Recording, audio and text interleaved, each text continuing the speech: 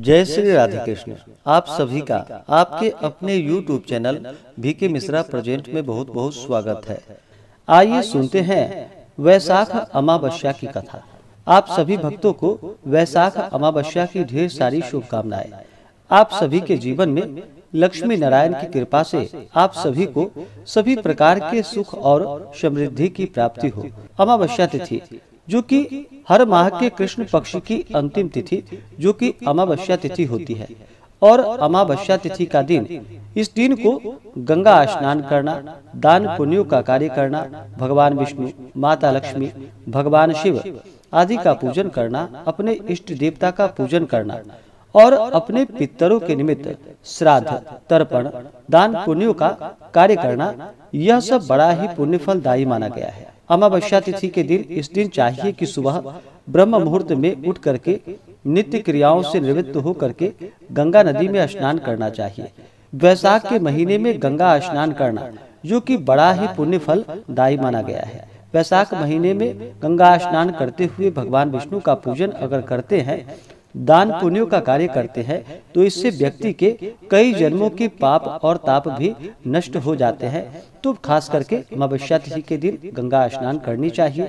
अगर गंगा स्नान ना कर पाए तो घर के नहाने के पानी में ही थोड़ा सा गंगा जल मिला करके माता गंगा का स्मरण करके, वरुण देवता का स्मरण करके स्नान करे, शुद्ध वस्त्र धारण करके और अपने इष्ट देवता का पूजन करे, कुल देवता का पूजन करे, भगवान शिव के मंदिर में जाकर के भगवान शिव का पूजन करे। अमावस्या तिथि के दिन पीपल वृक्ष के पूजन करने का भी विशेष महत्व माना गया है।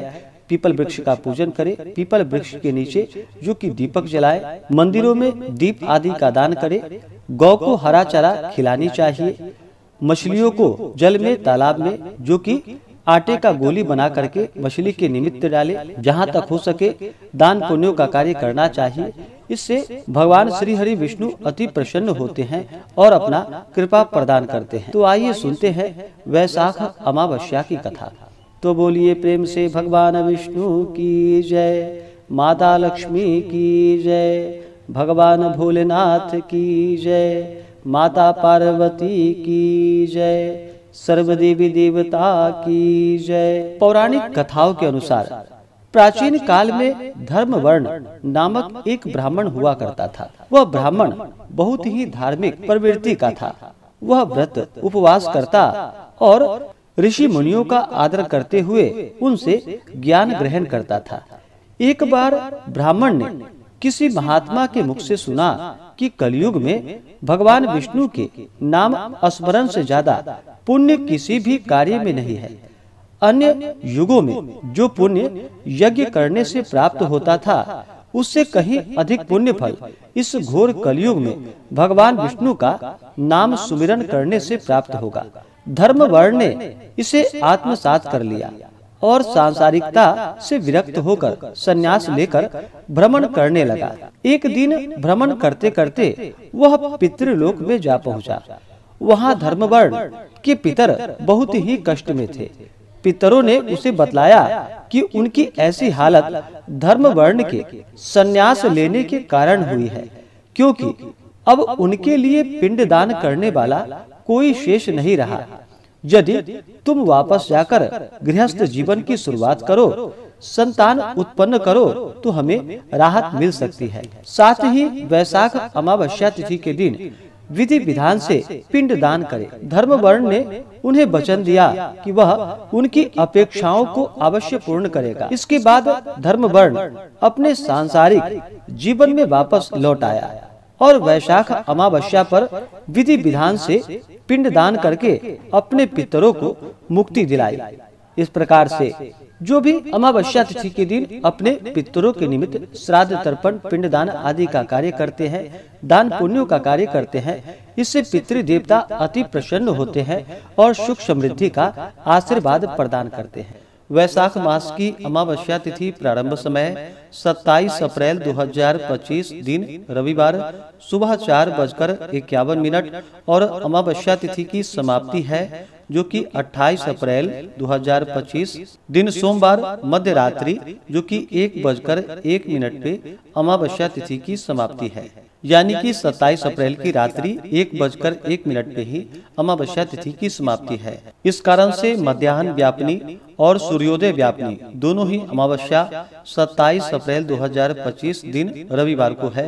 इस दिन गंगा स्नान, दान पुण्यों का कार्य, पितरों का श्राद्ध तर्पण आदि का कार्य, व्रत आदि का कार्य किया जाएगा। अमावस्या तिथि के दिन ब्रह्म मुहूर्त का समय सुबह 4:17 से सुबह 5:01 तक होगा।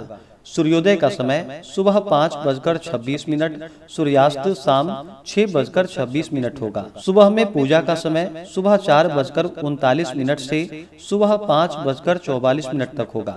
अभिजीत मुहूर्त का समय सुबह 11:53 से दोपहर 12:45 तक होगा। विजय मुहूर्त का समय दोपहर 2:31 से दोपहर 3:23 तक होगा। पितरों का श्राद्ध तर्पण आदि का कार्य जो कि सुबह 10:30 से लेकर के दोपहर 2:20 तक इन कार्यों को करेंगे। गोधूली मुहूर्त का समय शाम 6:53 से शाम 7:14 तक होगा। शाम के समय पूजा का मुहूर्त शाम 6:54 से शाम 7:59 तक होगा। अमृत काल का समय शाम 6:20 से शाम 7:44 तक होगा। 27 अप्रैल को नक्षत्र अश्विनी होगा रात्रि 12:38 तक। उसके बाद भरणी नक्षत्र होगा। योग प्रीति योग होगा रात्रि 12:19 तक। उसके बाद आयुष्मान योग होगा। अमावस्या तिथि पर 27 अप्रैल को सर्वार्थ सिद्धि योग भी बन रहा है जो कि सुबह 5:44 से रात्रि 12:38 तक होगा, जो कि बड़ा ही अच्छा सहयोग बन रहा है। सर्वार्थ सिद्धि योग में खास करके तेल युक्त पदार्थों का और तेल दान करने का विशेष महत्व माना गया है। इस दौरान पूजन आदि का कार्य, व्रत आदि का कार्य करने से, गंगा स्नान दान करने से जो कि अनंत फलों की प्राप्ति होती है। अमावस्या तिथि के दिन जहाँ तक हो सके गंगा में स्नान करना चाहिए। गंगा में स्नान ना कर पाए तो घर के नहाने के पानी में ही थोड़ा सा गंगा जल मिला करके स्नान करना चाहिए। शुद्ध वस्त्र धारण करके भगवान सूर्य नारायण को अर्घ्य प्रदान करनी चाहिए। भगवान सूर्य देव आरोग्य के देवता माने जाते हैं। भगवान सूर्यदेव को अर्घ्य प्रदान करने से जो कि आरोग्यता की प्राप्ति होती है तथा व्यक्ति का तेज बढ़ता है। भगवान सूर्यदेव को अर्घ्य प्रदान करने के बाद जो भी व्रती हैं उन्हें व्रत को धारण करना चाहिए। इस दौरान जहां तक जो भी बन सके अपने श्रद्धा और सामर्थ्य के अनुसार अन्न, वस्त्र, गौ, स्वर्ण जो भी हो अपने सामर्थ्य के अनुसार ब्राह्मणों को दान देनी चाहिए, भोजन कराना चाहिए, गरीबों को भोजन कराना चाहिए। दोपहर के समय में पितरों के निमित्त श्राद्ध तर्पण आदि का कार्य करना चाहिए। माता लक्ष्मी के प्रसन्नता के निमित्त जो कि खीर का भोग माता लक्ष्मी को शाम के समय में विशेष करके लगाना चाहिए। गंगा नदी में, तीर्थों आदि जगहों पर तुलसी वृक्ष के नीचे दीप आदि का दान करना चाहिए। इससे अनंत फलों की प्राप्ति होती है। अमावस्या तिथि पर शुद्ध और सात्विकता का पालन करना चाहिए।